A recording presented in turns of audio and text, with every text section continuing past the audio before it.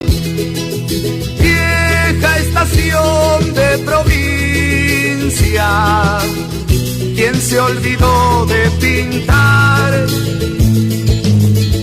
tu nombre blanco en el techo? Está esperando algún color. Cargan que los cargan viejos vagones con el cereal. Cuántas manos fuertes se dieron cita en este lugar. Cuántos niños solos estarán llorando en el hogar.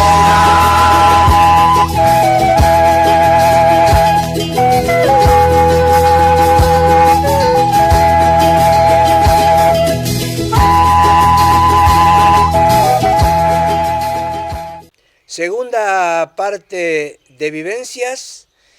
Recorremos junto a la señora Dolly O'Connor una de las arterias junto a la vieja estación Malabriga, donde se levantaron los primeros edificios públicos, el primer hotel, la primera fonda, y toda la vida que se desarrollaba junto a aquella pujante estación Malabrigo.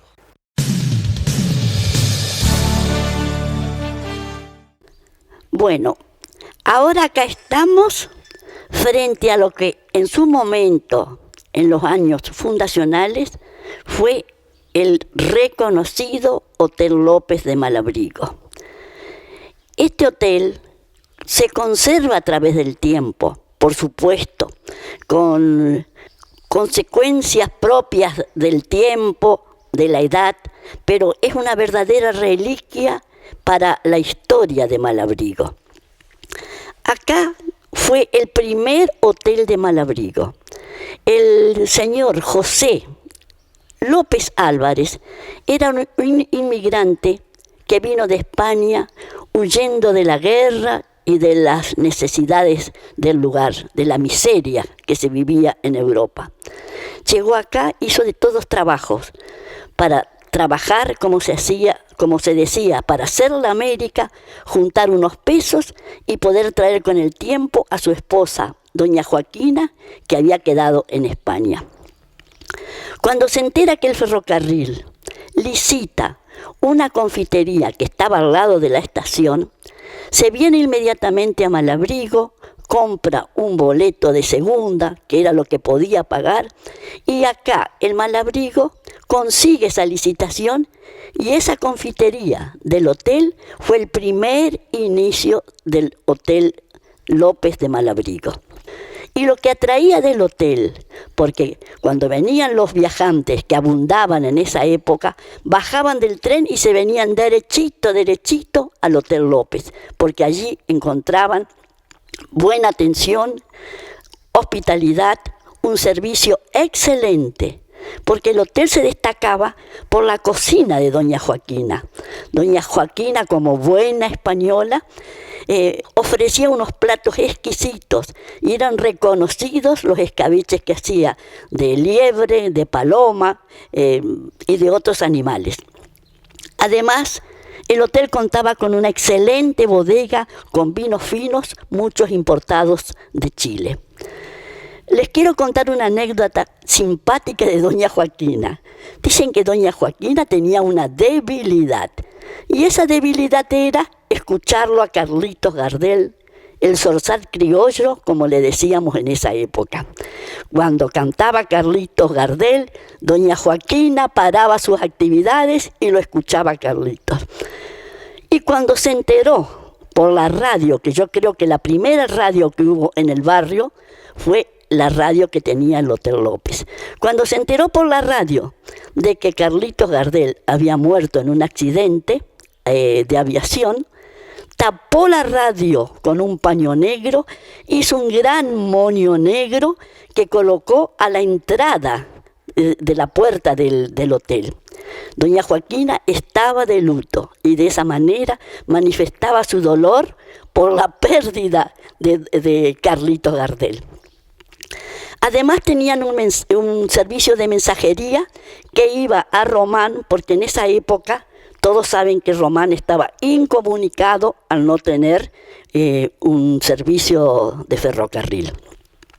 El hotel fue lo más importante que hubo en esa época y en torno de esa radio que tenía el hotel se juntaban por las noches los inmigrantes del barrio, suizos, alemanes, franceses, hasta rusos, y dice que a veces se armaban acaloradas discusiones según el tema que escuchaban en la radio. Este hotel fue en su momento lo mejor que había en toda la región.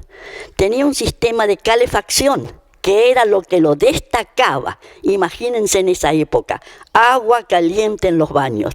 ¿Cómo tenían agua caliente? Afuera, en el edificio, tenían una gran caldera alimentada por leña. Esa caldera calentaba los caños y así tenían un servicio de agua caliente. Llegó a tener de 16 a 18 habitaciones. Imagínense, yo creo que acá en Malabrigo ahora no hay ningún hotel que tenga de 16 a 18 habitaciones. Con el correr del tiempo comenzaron las rutas, comenzaron a circular los autos, el tren, el servicio ferroviario entró en decadencia por falta de mantenimiento y así poco a poco el hotel entró en decadencia. Pero lo principal para la decadencia del hotel fue la muerte de doña Joaquina, que era el alma mater del hotel. Su esposo José siguió un tiempo con sus hijos trabajando, pero no fue lo mismo, faltaba doña Joaquina. Seguimos caminando por calle Hernández y acá encontramos donde estaba la escuela número 113. Y digo donde estaba porque sinceramente no hay nada de la escuela. Todo es nuevo, todo se ha cambiado. Era un viejo edificio de ladrillos visto, pero muy viejo. Y entonces, después con el correr de los años, eso se derrumbó. No queda nada de lo que fue la escuela 113.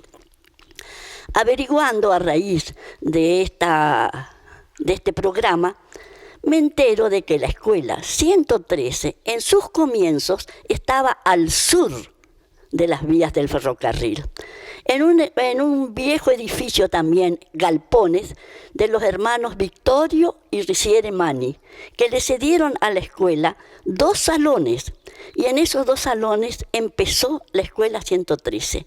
No tenían patio ni tenían baño. Dicen que la calle era el baño y el patio donde jugaban los chicos.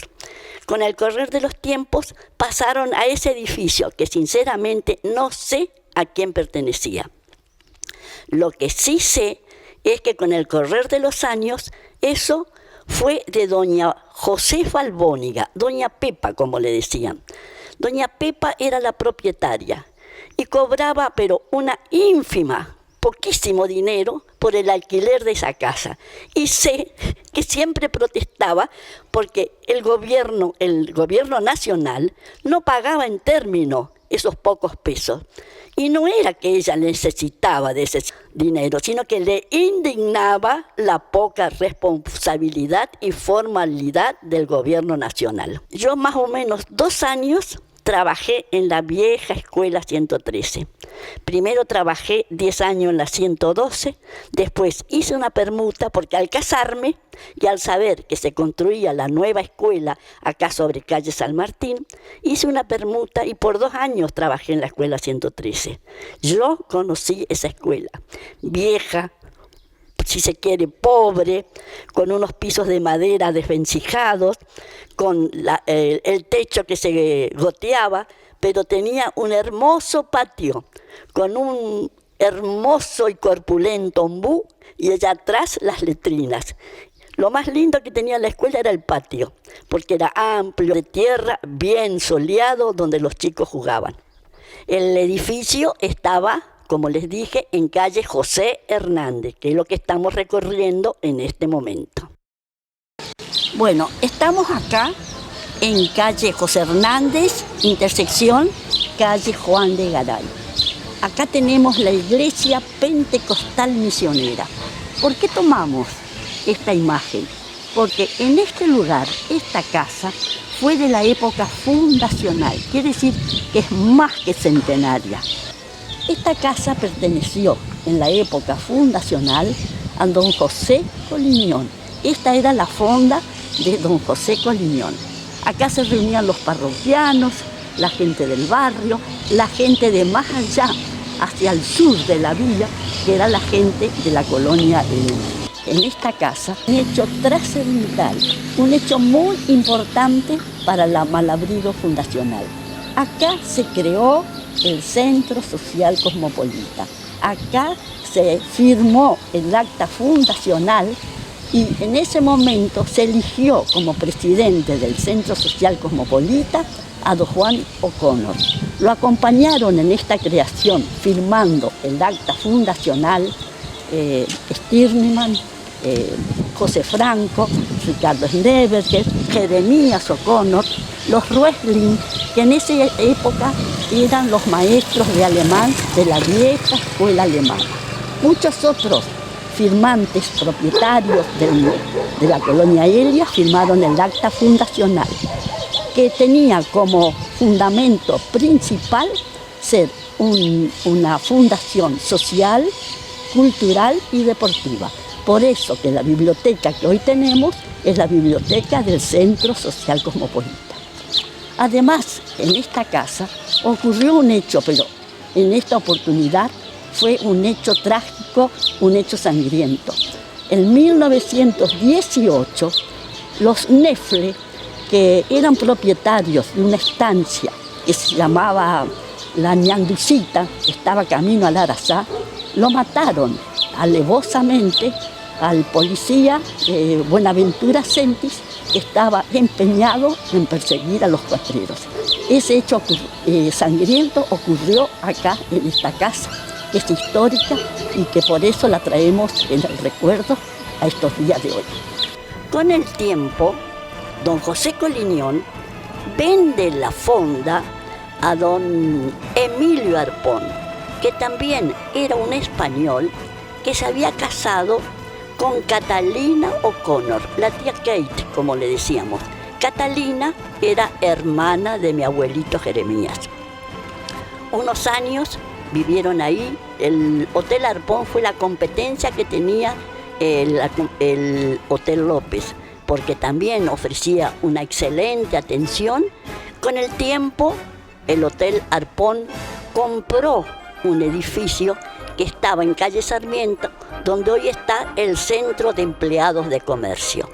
Después, la tía Kate recibió una herencia, unos animales que tenía por herencia de su familia, venden ese hotel y compran el Hotel Las Colonias de Reconquista, que en su época fue el mejor y más distinguido hotel de la región.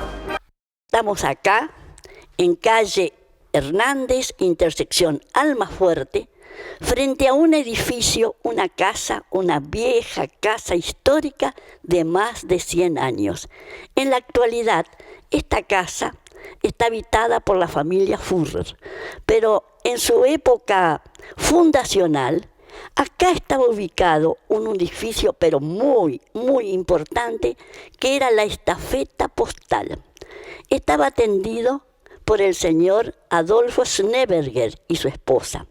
¿Qué era la estafeta postal? Era el antiguo correo que había en Malabrigo. La estafeta era importantísima, porque ustedes imagínense, no había televisión, no había celulares, no había medios de comunicación que tenemos hoy. Lo único que teníamos era el ferrocarril. Las cartas y las encomiendas que venían por ferrocarril era lo único que nos comunicaba. Yo digo que era la ventana que nos unía al mundo. Acá afuera, todavía yo creo que se puede ver una marca donde estaba un buzón. En ese buzón se depositaban las cartas. Esas cartas eran selladas en la estafeta y luego eran enviadas al ferrocarril donde se las despachaba por tren. Es de recordar que una figura importante de esa época fue don José Elías. Todos ustedes se acordarán de él, que humilde, silencioso, dicharachero iba todos los días con su sulky y su bazuca, que era una yegua pazuca que tenía don José, iba todos los días a retirar las sacas con correspondencias y encomiendas. Esas encomiendas eran distribuidas en el sulky por don José, una figura que está conectada y que se la relaciona muchísimo con la época fundacional de Malabrigo y del trabajo en el ferrocarril. Esta estafeta postal con los años pasó, o mejor dicho, estuvo en calle Buenos Aires, donde hoy hay una veterinaria. Fue jefe del correo de la estafeta postal don Julio Lager y su señora, que eran los abuelos de Marina, Lela y Néstor. De ahí pasó, porque tuvo varias ubicaciones, porque no tenía edificio propio, entonces pasó luego a la calle San Martín, donde hoy tiene su domicilio Miguel Ángel Fabro. De ese, también ahí se puede ver en un costado de la puerta una pequeña marca donde también estaba un buzón donde se depositaban las cartas. Con los años pasó a calle Sarmiento, donde era el domicilio en esa época de doña Marta Sager, que era una de las primeras fundadoras, pobladoras de Malabrigo. De ahí pasó a la calle Federico Siegel, donde formó junto con la policía y el juzgado de paz el centro cívico de Malabrigo. Con el decorrer de los años se trasladó también en la calle Federico Siegel, pero más hacia el oeste. Esto que ven a mis espaldas era la casa de Carlos Ricardo Espontón. Todo ese edificio que ustedes ven ahora, está la capilla, era la casa primero de la familia. Después era un gran comercio, seguía, y todo anexado eran los depósitos de mercaderías y galpones. Esta casa también es histórica porque fue construida entre el año 1906 y 1908 y tiene la particularidad de que acá, en esta casa, la comuna de la época hizo que se pudiera colocar ahí el primer surtidor de nafta que hubo en Malabrigo. Quiere decir que acá, donde él tenía su almacén, tenía el primer surtidor de nafta. Con el tiempo, la compañía que distribuía la nafta pretendía que eso estuviera en una estación de servicio. Entonces se sacó el surtidor de ahí y se lo llevó a otro lado. No se sabe bien ese surtidor a dónde fue a parar. Posiblemente, siguiendo hasta la esquina, otra cuadra más, y a media cuadra hacia atrás, estaba la concesionaria Ford, que pertenecía a Martino y Bandini, y posiblemente se cree que ese primer surtidor de nafta fue a parar allí. Por eso es histórica esta casa. Siguiendo y caminando por el terreno que era de don Carlos Ricardo Espontón, acá, en esta casa, vivió en sus momentos fundacionales don Wenceslao Correa. ¿Por qué lo mencionamos a Correa, Wenceslao Correa? Porque fue del 33 al 34, de 1933-34, presidente de comuna de Malabrigo. Bueno, acá estamos en calle San Lorenzo, para que ustedes se ubiquen mejor, frente a la casa donde vivió Roque Maniago y Odila Maniago. Esto lo digo para que ustedes se ubiquen.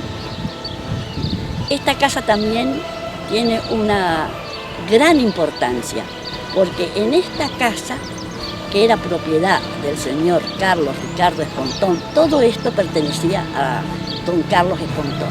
En esta casa funcionó el primer juzgado de paz y la primera policía que hubo en los años fundacionales de Malabrigo. Me contaba Odila, que dice que a un costadito de la casa había un galponcito donde todavía en el piso se veía, donde estaban como incrustados unos pedazos de hierro de donde salían unas cadenas con grilletes con los que se engrillaban a los presos. Quiere decir que se encadenaba a los presos. Esto es en la parte donde estaba la policía. La primera policía que hubo en Malabrigo estuvo acá, en esta casa. Y el primer juzgado. Quiere decir que este era como el centro cívico. Con los años, la policía pasó a calle Federico Sigue, donde era la casa de don Balmiro Tonelli. Y con los años se volvió a trasladar a la calle de los Eucaliptos. Era una casa grande, antigua, que después yo creo que vivió ahí la familia Sentis. Ese fue el itinerario de la policía de Malabrigo hasta pasar a su local o su lugar o su ubicación donde está hoy en calle Federico Sigue. Cruzamos el paso a nivel y en esta casa que hoy vive el señor José Lucena fue también una casa que merece recordarse. Porque en esta casa, por supuesto, no era como está ahora, ¿no es cierto? Ahora está muy linda, muy arreglada. En esa época era una casona larga, tipo rancho, y ahí vivió el primer doctor, un doctor Frank, que vino a Malabrigo. Ese doctor Frank fue el que lo invitó al doctor Stoppel para que viniera a establecerse en Malabrigo. También en la casa de José Lucena vivió el doctor Schreiber. Quiere decir que prácticamente esa fue la casa de los doctores en la época fundacional. Después, el doctor Francisco Schreiber, como todos le decían, el viejo Schreiber, que fuera el primer director del hospital, se trasladó con su familia y fueron a vivir en la casa donde hoy vive Reinaldo Bellic.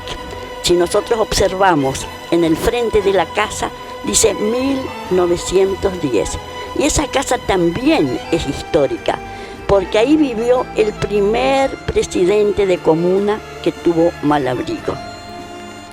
Ese primer presidente fue Juan O'Connor, que en el año 1912, cuando Malabrigo se separa de Berna, es elegido primer presidente. Y en 1914, ese Juan O'Connor fue el primer diputado que hubo en Malabrigo en el gobierno provincial.